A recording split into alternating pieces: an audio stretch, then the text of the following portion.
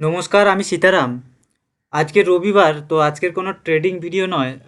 আজকের একটা educational video আমি বানাবো, যাতে ট্রেডিং ভিডিওর পাশাপাশি এই জিনিসগুলো আপনাদের দরকার। তো সেই কারণেই এই ভিডিওটা, আশা করি আপনার রেগুলার ট্রেডিংয়ের পাশাপাশি এই জিনিসগুলো আপনার জানা দরকার। নাহলে কিন্তু আমি বলবো যে ওভারঅল কিন্তু কখনোই এই জিনিসগুলো না জানলে আপনি প্রফিটেবল হতে পারবেন না, এবং আপনাকে আমি গ্যারেন্টি দিচ্ছি এই জিনিসগুলো বোঝার পরে আপনার অনেকটা ধারণা পরিষ্কার হবে। তো সুতরাং পুরোটা দেখার আমি অনুরোধ করব। তো আজকের আমাদের টপিক হচ্ছে যে কারা লস করে আর কারা প্রফিট করে শেয়ার বাজারে। এই জিনিসটা ভালো করে বুঝুন যে কারা লস করে কেন করে, যারা প্রফিট করে কেন করে। নিচে আমি কয়েকটা পয়েন্টার লিখে রেখেছি, সেটা আমি আপনাদেরকে এক এক করে আমি বুঝাবো। দেখুন, সবার প্রথমে হচ্ছে প্রফিট লসের ব্যাপার। সেটা হতে পারে, আমি এটা এক্ষেত্রে শুধু সুইং ট্রেডিং, যেটা শর্ট টার্মে হয় সুইং ট্রেডিং, লং টার্মে ইনভেস্টিংয়ের কথা বলছি না। শর্ট টার্মে যে সুইং ট্রেডিং মানে 10-15 দিনের মধ্যে শেয়ার বাই কেনা বেচা, নর্মাল, যেটা one of the safest method swing trading. আর ডেলি অপশান ট্রেডিং, যেটাতে রিটার্ন অনেক বেশি আসে, কিন্তু তুলনামূলক রিস্ক একটু বেশি থাকে, কিন্তু রিটার্ন অনেক বেশি থাকে রিটার্ন। ঠিক আছে? আচ্ছা, তো এই দুটোর পার্সপেক্টিভে আমি ওভারঅল ধারণা দিচ্ছি। দেখুন, দুটো মিলিয়ে মিশিয়ে বলবো, সুইং ট্রেডিং অপশান ট্রেডিং মিলিয়ে মিশিয়ে। তো সবার প্রথমে sticking to a single strategy মানে কি? মানে একটা পদ্ধতিতে টিকে থাকা। মানে ধরুন, আমি এখানে এই যে চার্ট খুলে রেখেছি, এটা রিলায়েন্সের চার্ট। ওকে?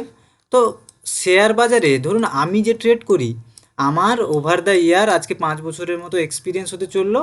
সেই এক্সপিরিয়েন্সে আমি প্রচুর ইন্ডিকেটার এটা সেটা লাগিয়েছি, যে বুলিঞ্জার ব্যান্ড, আরএসআই, এমএসিডি, আরও কত রকম কাঁড়ি কাঁড়ি ইন্ডিকেটার আমি লাগিয়েছি। কিন্তু আমি যেটা দেখলাম, যে এই প্রাইস অ্যাকশানটাই সুপ্রিম। মানে কোথায় বায়ার কোথায় সেলার, এই দুজন কোথায় আছে, সেটা আমি ক্যান্ডেলের মাধ্যমে বোঝা যায়। ঠিক আছে? সেটা এক্সপিরিয়েন্সের ফলে আসে, বা আপনাকে শিখতে হবে।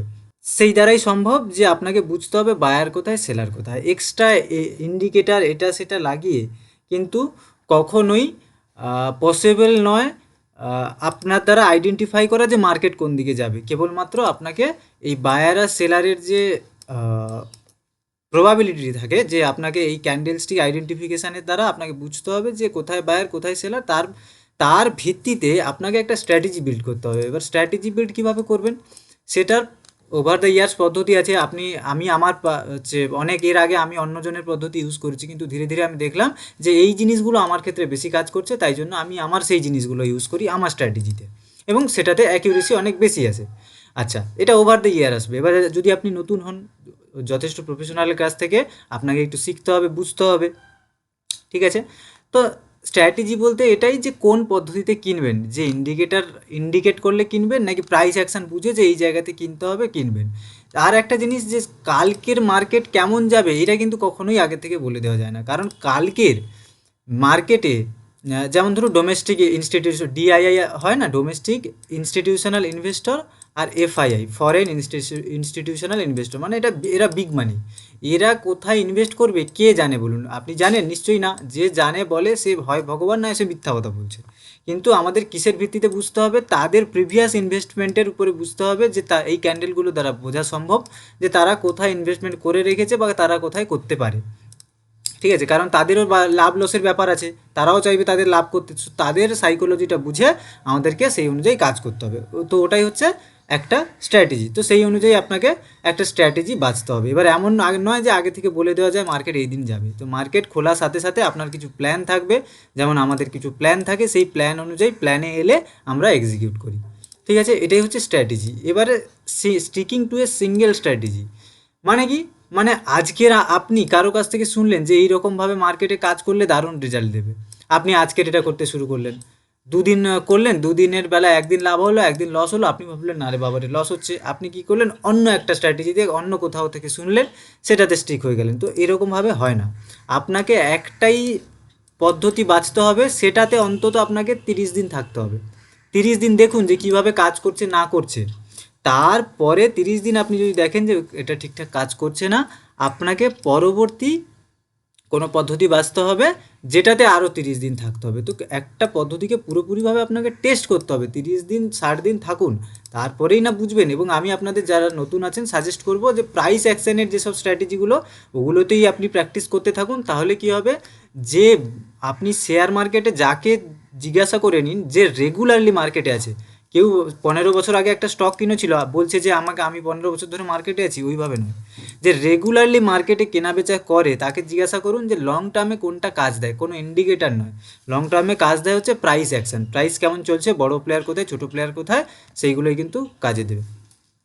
তো এই একটা স্ট্র্যাটেজিতে আপনাকে স্টিক থাকতে হবে, এটা হচ্ছে প্রথম নিয়ম। সেকেন্ড কি, money management and risk management. মানে আপনার কাছে 50,000 টাকা আছে অপশান ট্রেডিং করার মতো, এটা দিয়ে আপনি 50,000 টাকা দিয়ে রোজ ট্রেডিং করবেন। তো আপনি যদি প্রথম দিন আপনার লস হলো, আপনি লস করে ফেললেন 30,000 টাকা, আপনার কাছে বেঁচে থাকলো 20,000 টাকা, তবে কী করে হবে? তো এই জিনিসগুলো আপনাকে বুঝতে হবে। আপনাকে মানি ম্যানেজমেন্ট, রিস্ক ম্যানেজমেন্ট কী করে করতে হবে। ধরুন আপনি মাসের মধ্যে 10 দিন ট্রেডিং করলেন, 10 দিনের মধ্যে আপনার 7 দিন লাভ হলো, 3 দিন লস হলো। আপনাকে 7 দিন লাভ হলো আপনার 14,000 টাকা, 2,000 টাকা করে, 3 দিন লস হয়ে আপনার লস হয়ে গেল 12,000 টাকা। এতে আপনার কী লাভ হলো? তো এই জায়গাতে আপনি যেদিন লস করবেন সেদিন 1 টাকা লস করতে হবে, যেদিন লাভ করবেন সেদিন 2 টাকা লাভ করতে হবে। এই জিনিসগুলো কিন্তু বুঝতে হবে আপনাকে। তো এই জায়গাতে কাজে আসে মানি ম্যানেজমেন্ট আর রিস্ক ম্যানেজমেন্ট। এবারে এরপরে আসে সাইকোলজি। সাইকোলজিটা কি? সাইকোলজি এই যে আমি এক্ষুনি কথাটা বললাম যে যখন প্রফিট করবেন আপনি 2 টাকা প্রফিট করবেন, যখন লস করবেন 1 টাকা লস করবেন, এই জিনিসটা মেনে চলাও অনেক বড় কথা। সেই জিনিসটাও আপনাকে মানা শিখতে হবে এবং এর একটা পদ্ধতি আছে। এমন নয় যে আপনি এরকম করলেন সেরকম করলেন, একটা প্রপার পদ্ধতিতে চললে আপনি কিন্তু ওই জিনিসটাও মেনে চলতে পারবেন। ঠিক আছে?